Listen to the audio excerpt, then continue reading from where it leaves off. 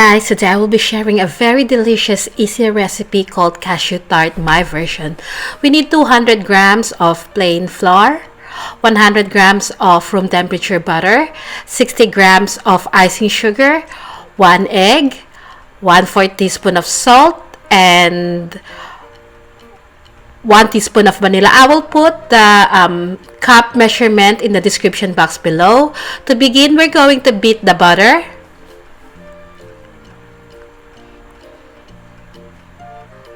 To this, we're going to add the icing sugar, followed by the vanilla. Beat these until they are well combined.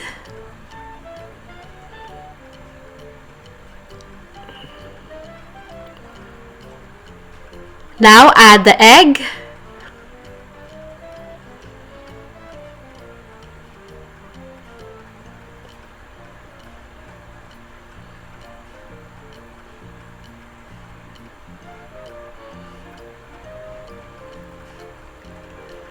At this point, combine the flour and the salt. Add this to the butter mixture. Use a spatula to mix the ingredients. At this point, use your hands to lightly knead the dough or until it forms into a ball.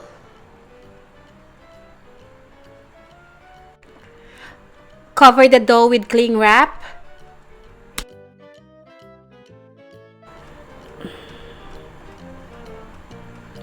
And then we're going to rest this in the fridge for at least 30 minutes. So while the dough is resting, I have a little butter in here, and this is my tart mold. I'm going to lightly put butter into the tart mold just to make sure that the tart shell will come out of the mold.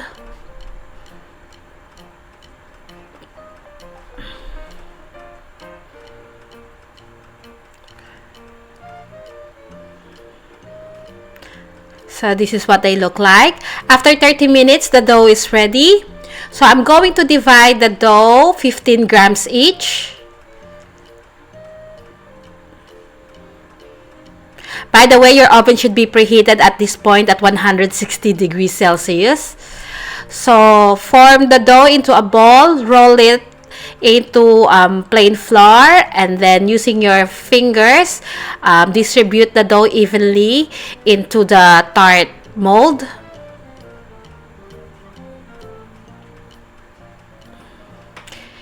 Now using a fork, we're going to prick some holes. One more time, roll the dough into a ball, then lightly roll this into the plain flour, and then place the dough into the tart shell. Using your finger, evenly distribute the dough.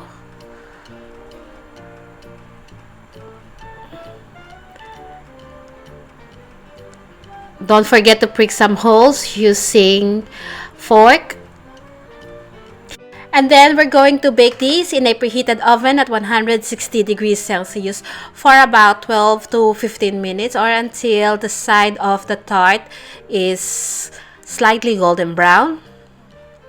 And this is what they look like after blind baking. Now we will set this aside while we move on to the cashew filling. I'm using a caramel based filling. So for the ingredients, we need 1 cup of whipping cream or cream, 1 cup of sugar, 1 cup of cashews, 1 teaspoon of vanilla, 2 eggs, and 3 tablespoons of water.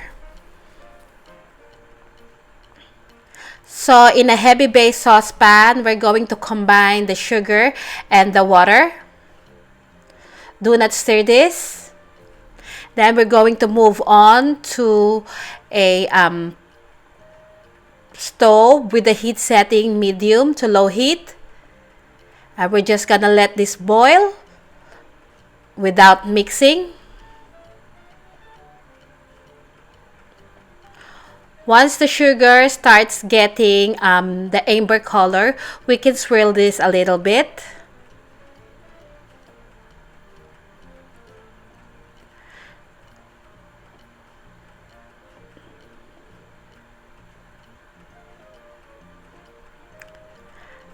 At this point, the caramel is ready. I'm going to take this out of the heat.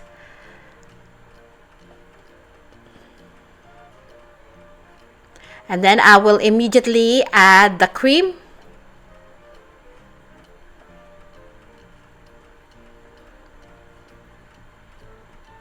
So basically, we're doing caramel.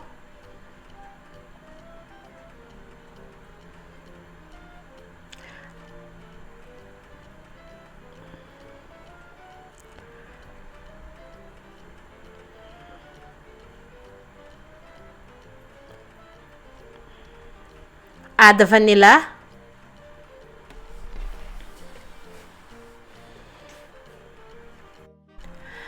Now transfer this into a heat-proof bowl. Set this aside to cool down.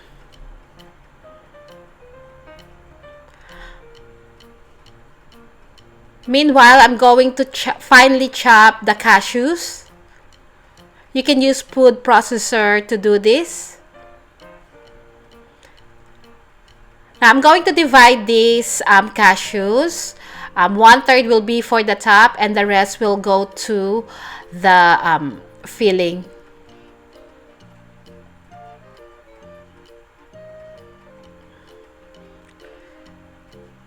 So the caramel has cooled down. I can add the egg one at a time, mixing or beating in each addition.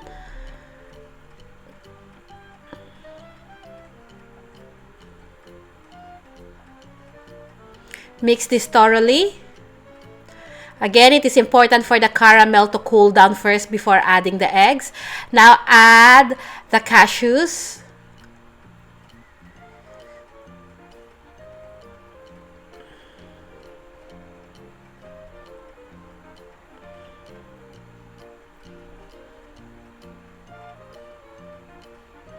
Now add the filling into the tart shell. About 2 teaspoons each. Just don't overfill them.